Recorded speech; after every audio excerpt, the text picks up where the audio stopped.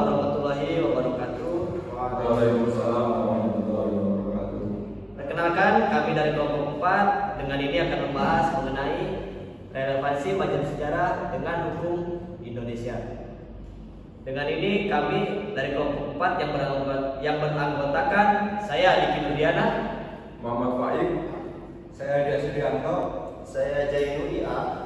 untuk mempersingkat waktu, maka langsung aja kami langsung ke inti poin pembahasan kali ini, yaitu yang pertama. Yang pertama yaitu ajaran pokok mazhab sejarah. Mazhab sejarah merupakan mazhab atau aliran dalam filsafat hukum yang sangat penting dalam perkembangan filsafat hukum. Hal ini mengandung makna bahwa mazhab sejarah memiliki pengaruh yang sangat besar dalam perkembangan filsafat hukum. Karena sejarah memanjang dalam lorong dan waktu, mematik dan mengungkir setiap kejadian yang dilakukan manusia dalam lintas peradaban yang silih berganti. Mazhab sejarah juga memiliki peran yang sangat mendasar bagi pembentukan jiwa bangsa.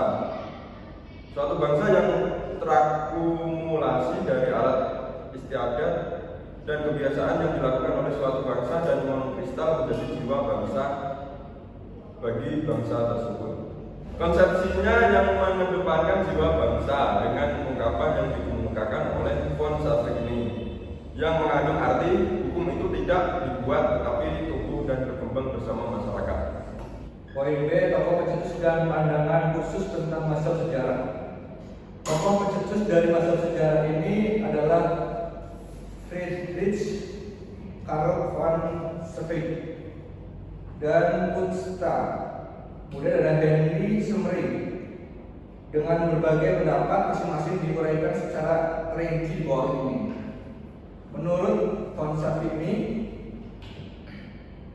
hukum itu tidak dibuat, akan tetapi tumbuh dan berkembang bersama masyarakat. Yang kedua, Kunsta adalah murid dari von Savigny yang mengembangkan pemikiran gurunya.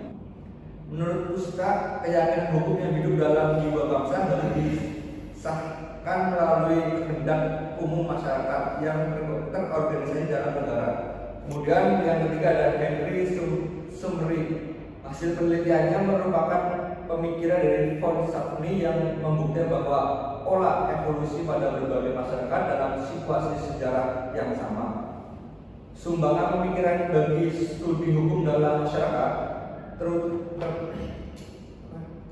terutama tampak pada penerapan model empiris sistematis dan sejarah untuk menarik kesimpulan-kesimpulan umum. Relevansi mazhab sejarah dengan hukum Indonesia. Kompleks sistem hukum Indonesia dibentuk oleh perjalanan sejarah bangsa Indonesia. Pertama kali kebudayaan yang muncul adalah kebudayaan Indonesia asli. Sebagai produk kebudayaan asli ini adalah hukum adat. Hukum adat terbangun dari kebiasaan masyarakat dalam menghadapi situasi dan kondisi tertentu. Adapun pendapat bahwa hukum Indonesia telah terbangun menjadi suatu sistem norma hukum Indonesia.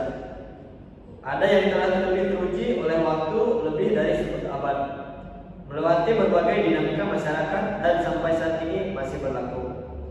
Sejak pendidikan hukum dilakukan secara formal di Indonesia, hukum Indonesia telah menjadi bahan kajian hampir tidak ada yang menyerukan agar dilakukan revolusi dalam hukum.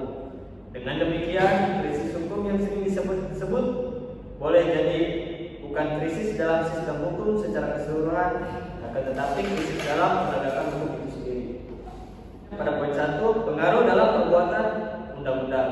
Poin 2, penegakan hukum. Poin 3, perkembangan hukum. Selanjutnya pada poin 4, rekonsiliasi sejarah. Dalam konteks sejarah yang penuh dengan konflik atau ketidakadilan, pemahaman mazhab sejarah dapat menjadi alat untuk rekonsiliasi. Dengan memahami sejarah yang melibatkan konflik atau pelanggaran hak asasi manusia, masyarakat dan pemerintahan Indonesia dapat bekerja menuju perdamaian, keadilan dan rekonsiliasi. Dalam pasal 59 Undang-Undang Perlindungan Anak yang menyatakan bahwa pemerintah dan lembaga negara lain berkewajiban dan bertanggung jawab untuk memberikan perlindungan khusus. Salah satunya perlindungan khusus adalah kepada anak yang berhadapan dengan hukum, baik anak yang berkonflik dengan hukum maupun anak sebagai korban tindak pidana. mazhab sejarah sebagaimana yang diperkenalkan oleh Sapigny terhadap lahir, tumbuh, dan berkembang di hukum itu dapat diidentifikasikan ke dalam 3 nuansa, yakni pada masa permulaan hukum berada pada suatu nuansa yang bersahaja dan tidak berkembang. Baik, untuk yang poin terakhir kali ini yaitu kesimpulan, yang dimana saya akan menyimpulkan beberapa poin-poin penting dalam pembahasan materi kita pada saat ini. Yang dimana pembahasan kita saat ini yaitu relevansi antara mazhab sejarah dengan hukum Indonesia. Kita mengetahui bahwa mazhab sejarah sebagaimana yang dibahas oleh saudara saya atau teman saya, mazhab sejarah itu merupakan mazhab atau aliran dari salah satu aliran filsafat hukum yang sangat penting bagi perkembangan filsafat hukum di Indonesia. Hal ini mengandung bahwa mazhab sejarah itu memiliki pengaruh yang sangat efektif bagi perkembangan bangsa di Indonesia. Mazhab sejarah sendiri memiliki tokoh pencetus yang sangat populer di kalangan mazhab sejarah. Di antaranya ada 3 tokoh yang menjadi tokoh pencetus dalam mazhab sejarah ini. Yang pertama adalah von Sapigny, yang kedua yaitu Putzta, dan yang ketiga yaitu Harry Sumnerman. Selanjutnya yaitu relevansi mazhab sejarah.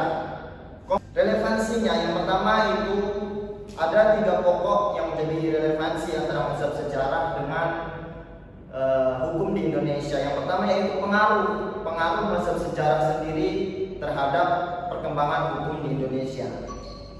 Yang kedua yaitu relevansinya yang kedua ada penegakan hukum.